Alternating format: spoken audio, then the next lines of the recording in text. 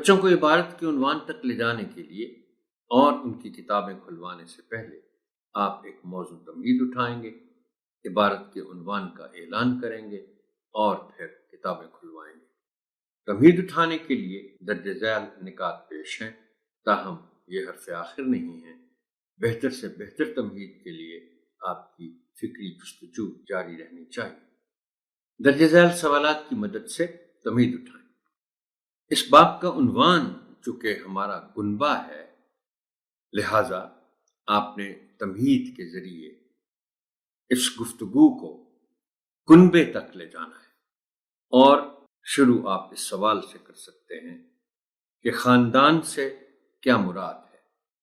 اگر یہ لفظ نیا ہے، آپ سمجھتے ہیں بچوں کے لیے، تو آپ اس کے انگریزی مترادف کو بھی استعمال کر سکتے ہیں اور ان سے پوچھ سکتے ہیں کہ فیملی کیا ہوتی ہے۔ اب فیملی کو جب ڈیفائن کریں گے بچے، اس کی تعریف کریں گے، تو کسی حد تک وہ یقیناً ابہام کا شکار ہوں گے، کیونکہ خاندان سے کیا مراد ہے یہ آپ ان سوالات کے ذریعے کچھ آگے چل کر بتائیں گے۔ اردو میں خاندان کا مترادف لفظ کیا ہے؟ یعنی فیملی ہو گیا انگریزی میں اور اس کا ترجمہ ہو گیا خاندان۔ تو آپ بچوں سے پوچھیں گے کہ کیا خاندان کے علاوہ بھی کوئی لفظ ہے جس کے لیے استعمال ہوتا ہے؟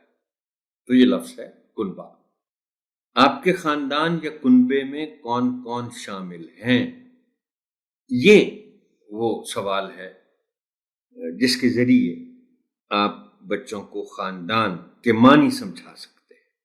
اب خاندان ہوتا کیا ہے کہ ایک دادا ہو گئے فرض کریں اس خاندان میں، اور دادا کے دادا دادی کے بعد ان کی اولاد جو ان کے ساتھ رہ رہے ہیں، ایک بیٹا دو بیٹے، اگر مشترکہ فیملی ہے، جوائنٹ فیملی ہے، تو یعنی ایک دادا دادی کی جو اولاد ہے جو ان کے ساتھ رہ رہے ہیں یا وہ دور بھی رہ رہے ہیں، تو وہ خاندان کا حصہ تو بہرحال ہوں گے۔ لیکن ایک عام طور پر جو معنی اس سے اخذ کیے جاتے ہیں وہ یہ ہیں کہ ایک مکان میں، ایک گھر میں دادا دادی اگر ہیں تو ٹھیک ہے، ورنہ کوئی شخص یعنی میاں بیوی، ماں باپ اور اس کی پھر آگے اولاد۔ ہمارے معاشرے میں خاندانی یا کنبے کے نظام کے کیا فائدے ہیں؟ بچے اس کے جوابات دینے کی کوشش کریں گے۔ آپ خود بھی اس میں شرکت کریں اور ان کو بتائیں کہ خاندان کا نظام جو ہے ہمارے ہاں، یعنی اکٹھے رہنے کے کیا فوائد ہیں۔ ایک دوسرے کی مدد کرتے ہیں، دکھ درد میں شریک ہوتے ہیں، ایک دوسرے کی فوری مدد کرنے کے قابل ہوتے ہیں، ایک دوسرے کے بچوں کو سنبھال لیتے ہیں، وغیرہ وغیرہ وغیرہ۔ درجہ بالا سوالات پر مبنی گفتگو کے نتیجے میں بچوں کو باب کے عنوان تک لے جائیں۔